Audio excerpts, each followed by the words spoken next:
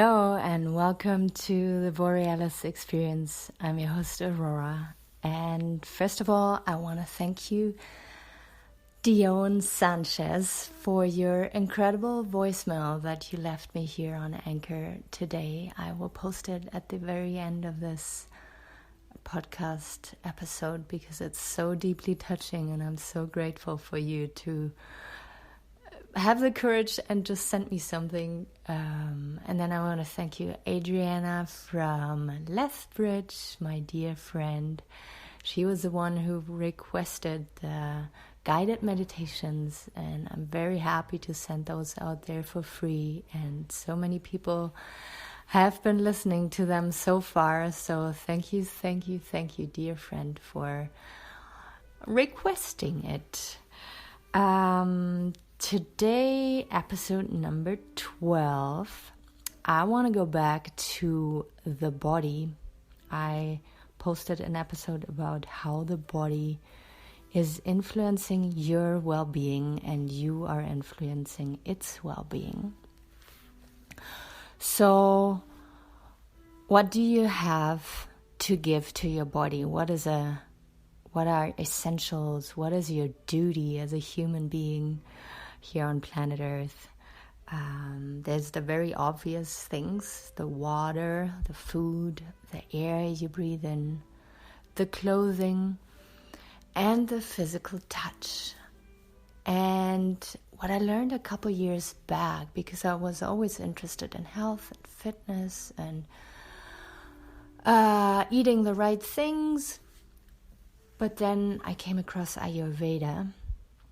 And there you learn how important it is on how you consume. How do you consume water, food? How do you breathe? What are you choosing to wear? And how much quality does physical touch have in your life? So how do you eat and drink? Do you eat in between? While standing in a rushed way? Is eating just a thing that has to be done because otherwise you struggle with maybe diabetes or mood swings? Or is food really deeply nourishing? Is water something that brings you joy, or is staying hydrated just another point on your to-do list that has to be done? Why is it important on how you do it? Because your nervous system recognizes your intentions and how you ingest things. And this in turn affects your intestines, and your intestines take in everything you put into your body and turn it into your body cells, and they make up your body and the quality of your skin, the quality of everything physical that makes you up, your bones, your blood, really everything. So now let's look at the water intake. Is that just something that you read in a book and you do it because it has to be done and it's actually super annoying? Or can you really, next time you take your glass of water, maybe look at it even for a moment and know that without water you wouldn't be on this planet. You couldn't go any longer than a couple days without water, and put gratefulness in that. Maybe a ritual now. Make drinking a ritual. Yeah, like some other person would appreciate their glass of wine for supper. Look at the water as something magical, something that gives life, and not just something that has to be chugged down. And same with food. Prepare your food with love. Sit down, make time, chew, digest, and then relax and really let your body do the work. Allow yourself to really appreciate every little thing that you put into your body, and you will see it will change your whole physical feeling with yourself over time. Then it comes to physical touch. Maybe you're single, maybe you feel lonely, and you think, oh, physical touch is just for people who are in a relationship. No, it's not. Here are the news. How do you shower? Yeah, do you just slap on the soap and scrub yourself and then dry and jump into your clothing? Or can you actually turn it into a little bit of a self-massage and enjoying your body and being grateful for your body? Yeah, it's the same thing as drinking and eating. If we give our body a little bit more love and care, if we do the things a little bit more with intention, then we can drastically change the way we feel about ourselves. So next time you drink water, think of me. Next time you drink food or have a snack, think of me. Next time you have a shower, think about what I said on how you could maybe afterwards massage your feet or put oil onto your hands and your arms and your back, and it will make you feel just 5, maybe even 10% better about yourself. I swear. What about on a mental level? What do you feed through your eyes into your brain each day? Now, let's all sit down for a moment and think about how long and often we are on our phones. And what do you read there on a regular? What are the news that you consume? What are the vibes that you take in from your surroundings and your people that you interact with? Maybe you read books, maybe you listen to podcasts. How do those things make you feel? Do they agitate you? Do they make you feel really calm? A very dear person in my life struggles with insomnia, and every night she watches the news and follows what's going on in the US.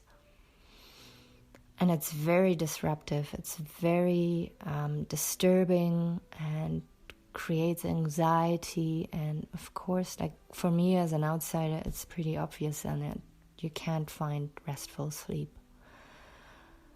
So all this to say, you consume whatever you want. I'm not going to tell you, oh, you shouldn't be watching the news and throw your television out.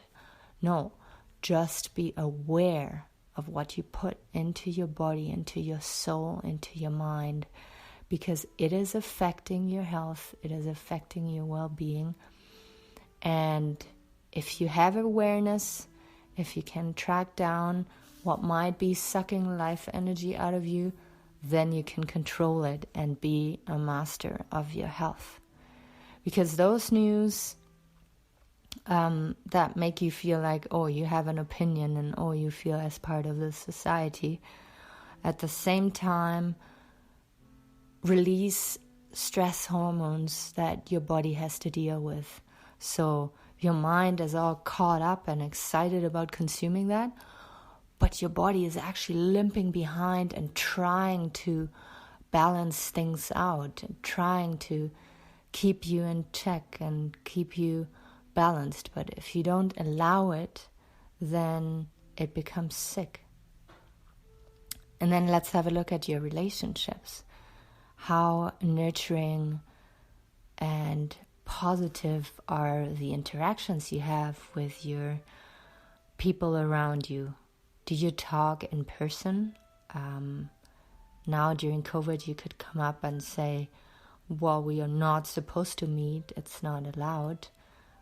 But you can talk on the phone, or you can meet up for a walk and keep your distance. And you will see that a personal conversation over phone or in person has so much more quality and meaning than a voicemail or interacting over Messenger. So really look at your relationship and see how much they're nurturing you and help you grow or help you comfort and make you feel good. And now sleep, as I mentioned before, sleep is also a huge thing, because I feel the sleep is most interrupted when we consume unconsciously. So late night snacks and heavy foods that are difficult and long to digest, late night news. Of course, if it's a comedy show or something that cheers you up, that's awesome. But the blue light, the screen light, is somewhat agitating your eyes and so in doing so your brain too. So if you can be aware of little habits that you might have created because it helps you to cope with life, but it actually is not good for your health, then just have a look at it. So it is the approach to food intake, water intake, physical touch, and relationships. It's your intention that you have when you step out into the world. It's also your attitude, when you have like, oh, I have to drink, or I have to eat, and it's all boring and the same. And also your perception and how you perceive the world, that will greatly affect your well-being. So with mindfulness, with intention, with a good attitude, whatever you approach, you will have positive, good results for yourself and for others. And if you're driven by your monkey mind, I mentioned the monkey mind a couple times now. Your monkey mind is, we can call it your ego, or it is the part of yourself that was hurt in the past and is trying to protect and control you now, and to fill needs, to satisfy cravings. But the monkey mind sometimes acts like a misbehaved child and has to be put in the back seat. And you have to focus on your body again and your heart and make decisions from that place instead of from the monkey mind. The signals from your body can be very subtle when it feels discomfort, and when the monkey mind is ruling your world, then it oftentimes overrules what the body is actually needing, because the body has a very, very soft way of telling you when things are going wrong. And when we are sick, I don't want to say it's too late, but then it means you disregarded those warning signals for a long time already. Doesn't mean you have to go into self-punishment and everything is bad what you do. It just means be aware of your body and what it is trying to tell you.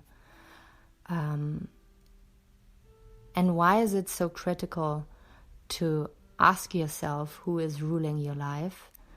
Because when you ignore those signals, once again, you can become sick. And if you are aware, you can get out of sickness and live a very healthy and fulfilling life.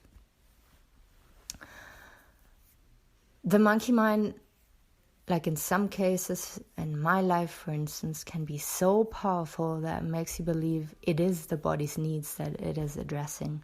When you look at Netflix, junk food, alcohol, weed, porn, the body reacts